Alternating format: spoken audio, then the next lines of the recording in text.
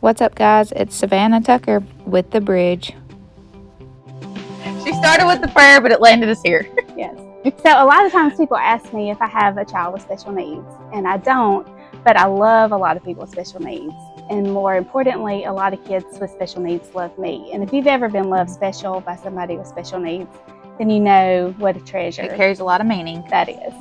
So I guess my first experience with somebody with special needs is when I was a kid. There was a girl, April, that went to our church. She was about a year younger than me, and we had a small, really close youth group. And so she was always involved in whatever we did, and we were taught from an early age to include her, to protect her, and to celebrate her. Oh. And I think that has changed all of us in our youth group and our church, and still we're good friends. How old were you at this point? I always remember her. So just a young child, yes, teenager. and all the way through all of my teenage years until we left that area. But and still, she's a great friend of mine. So I'm so glad that her parents got her involved in our church, and I'm so glad for a church that did celebrate and embrace and include her. So that kind of started my love for people with special needs. And then I guess about 12 years ago, Brian and I were helping in children's ministry at our church, and there was this one particular year we helped with kindergarten through second grade, and we had 3 kids move up. Your personal children? No. 3 kindergartners move up into from Cubbies to Sparks, which is the Awana program that we were working in.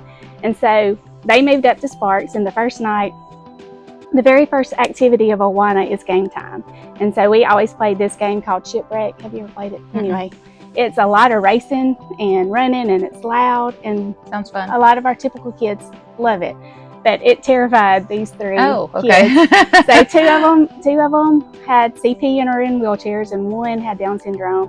And our little Ava with Down syndrome, she was hiding under the tables throughout game time, and our other 2 were just overstimulating for them 3. Too much, yeah. And so we talked with our children's minister, and so during game time, my husband and I would just pull those 3, and we would do bubbles or Play-Doh or whatever, and that turned into a children's ministry at our church, where now we do Sunday school and Wednesday night. So we developed that love of our kids and their families. So you had a childhood experience, and then a church experience, and then what do you do as an occupation? I'm a physical therapist, and also my first part of my career, I worked mainly with older people. And about 8 or 10 years ago, I started a job at Beyond Therapy for Kids, where I worked with primarily pediatrics. Kids. And just seeing from birth all the way through life and the struggle, you could see the whole family and the struggles and the different things. And we really saw a need for community, for financial support, for resources, for inclusion.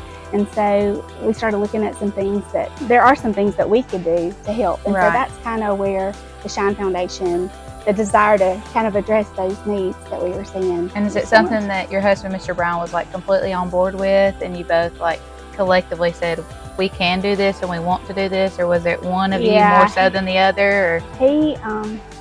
He loves it as much as I do. And the kids love him more than they love me. That's all right. I can attest to the fact that some of my students in the past do talk about Mr. Brian as if he is a superhero. He is. And then you have 3 personal children, I do. And they are also highly involved with the Shine Foundation. But even before the Shine Foundation, it's something they've grown up around and are very comfortable around. Yes. And your son, Lane, works at? He's at Southern Mobility. He does medical equipment and can assist people in home health, I assume, or people with wheelchair accessibility issues. Any kind of equipment, yes. And Lori, your daughter, is now wanting maybe to pursue education career. Yes. And so has always had a love for kids. Yes. And then we have Gabe. Gabe. And he is centered around basketball right now, but a great volunteer when you need him. Yes. All 3 with great hearts. They do. They do have great hearts. So the Shine Foundation started in 2020 or 2021? 2021. We were coming out of COVID, and our group of therapists at the clinic that I worked at wanted to do a big fall festival. And we had done it before, but just for the kids in our clinic. And so as we were in the planning stages, we said, what if we did it for the kids in the whole community? Yeah. So we talked to other therapy places in Tupelo and invited them to come and help. And so we did it as a community-wide event. Yes. And we had a huge turnout. That was the first event I think I volunteered at. That was and the I was first thing we pregnant had. with my son Webb. And there's a picture, I think, of me on stage, and I've got a big belly, and I think it's funny now because I'm coming full circle and pregnant again. Somehow I'm staying in my pregnancy loop with the Shine Foundation. But I remember that event and what a difference it made in this community. And that's really what got y'all's name out to a lot of families. That was we didn't know that we were going to form the Shine Foundation, but that day, seeing so many families come and having so many parents say they felt seen, they're just the me too of there's other people out here, and just being able to celebrate their children. We saw what a need there was in our community. So. Absolutely. And then from there, y'all did the dance at Valentine's Day, correct? Yes. Is my timeline right? Okay. We did a Valentine's dance. We've done an Easter egg hunt. We've done Bible school. We do the fall festival every year, but kind of mixed up. And then here recently, y'all started the birthday boxes, workshops. Briefly tell a little bit about if a family were new to this area and watching this video for the first time, how can they specifically get involved with Shine? And, you know, you kind of talked about what you did, where it's heading, and like, what are some things that we'd also love to see happen so that these families can be motivated that, you know, we want our family to be involved in this, whether we're affected by having a child with special needs or not. How can we volunteer? How can we volunteer, or how can we be more involved for our children if they are special needs? Well, we our biggest presence is on Facebook and Instagram, and that's just the Shine Foundation on Facebook and the.shine.foundation on Instagram. We also have a website, and it's www.theshinefoundationtupelo.com, and it'll have all of our events and stuff. There is a link on our Facebook page where you can become an official Shine family, but even if you're not, you're welcome to anything that we have posted. There's sign-up links on everything. We do, we have our big events, but then we also do workshops where people can come in and do a workshop. We have them for kids, for adults with special needs, and then for family members a lot of times. Yeah.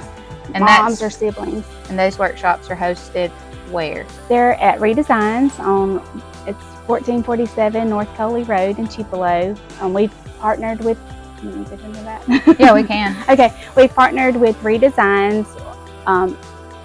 There'll be a whole clip dedicated to Redesigns, and we'll learn more about that, but specifically where, that's kind of where we're housed, right? Yes, we have an office here now, and then we do our workshops out of Redesigns. And so you can sign up through the link, which we'll have posted in the comment section, where if you wanted to become a part of the Shine family, you can post your information there, and we'll automatically have like your address and basic information, correct? Yes. And then you'll also be notified by a newsletter when upcoming events are happening. For example, right now we're in the middle of Challenger League Ball, which is a Shine Foundation favorite, I feel like, for volunteers and families.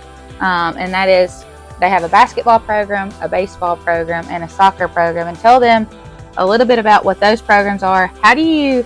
One thing I wasn't aware of until I came Monday night was the differentiation between the teams and how everybody gets an opportunity to play, but it doesn't look the same for everybody.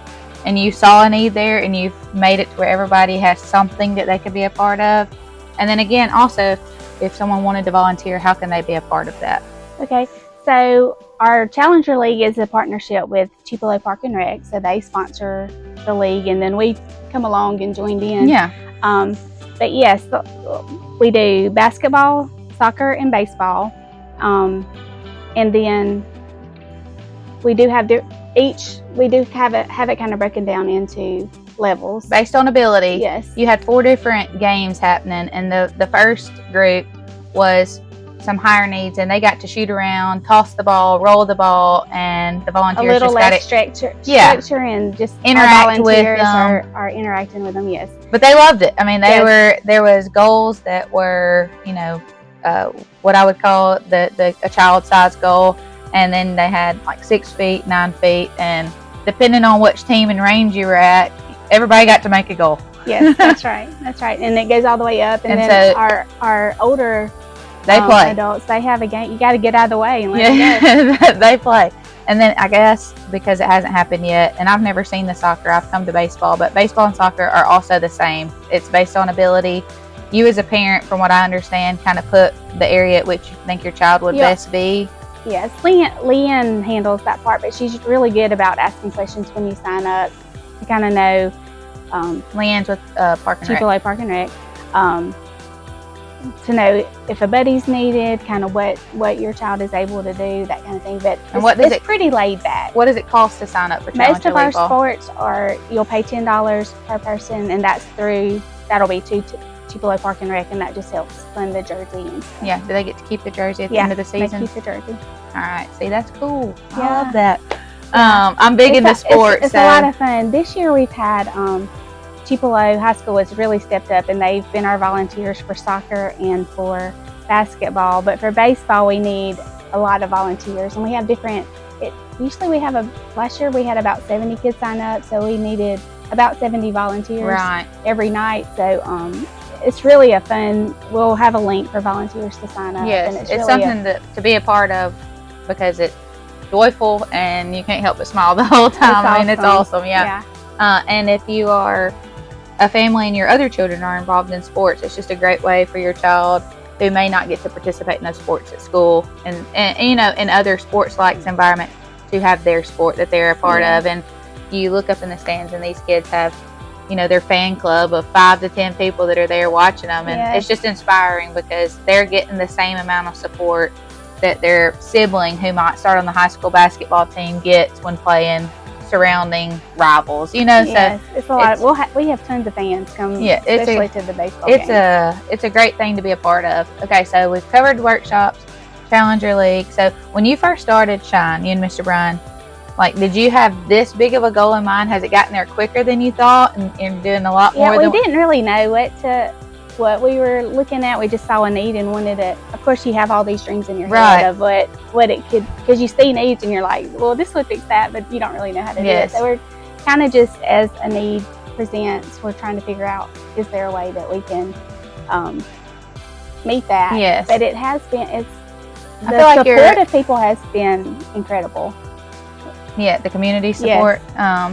Yes, people are, I feel like they come out of the woodwork, like, what can we do to help? Yeah. Can we sponsor a snow cone machine?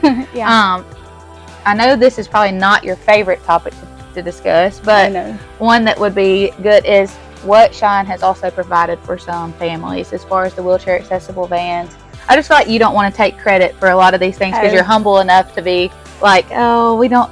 But Shine has had these sponsors that have come in, and we'll have an episode dedicated to how you can be involved in being a sponsor and a donor for these things in our new charitable tax credit form, which we won't get into. But the vans, the home, the bathroom, tell a little bit about that, because I think that that's a big part of, for families especially, the meaningful impact of, yes, Shine can be fun, yes, Shine is offering opportunities through workshops, but they're also helping. Yeah, and that's when I can remember Misty Thompson's one of our board members, and one of the main ones that helped me get this started. But she and I, before the fall festival, we were talking. We had a couple kids in our clinic that we were one in particular that he has spina bifida and cannot move much at all from his waist down, and he had gotten so big we were having trouble.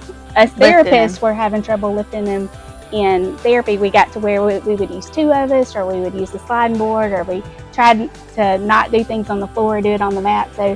And we were watching his mom come and lift him out of first have to get the wheelchair out of the trunk, then lift him out of the car, and it was not as because a mama's going to do what a mama's got to do. Yes, and it would be raining, and anyway, and she was not in a place where she could afford to get a wheelchair accessible van, and even used ones are expensive. So I remember dreaming about Shine and thinking, what if we had something where we could, and I was thinking, there's no way we could raise enough money to do all this stuff and buy people vans. Right.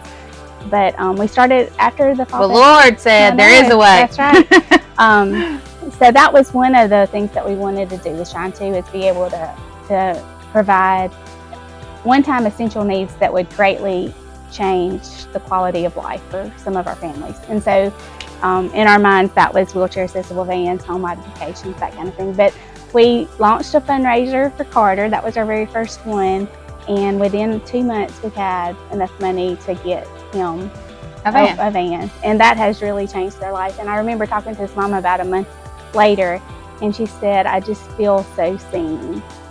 She said, because a lot of times you do feel invisible and like nobody, I mean, all those times she was lifting him in and out of the car, I'm sure she was thinking, nobody sees what I'm, this is hard and nobody knows. He was one of my students at ECC, and we would talk about when we would see her. I mean, she drove a little to the ground car. Yeah. And that wheelchair would be in the back, in the trunk, and she would get it out, wheel it around, get him out of his car seat. And I mean, he was going to grow just like any other kid and get bigger. Yeah. And I mean, I would even think, what are you going to do as he gets older and gets bigger?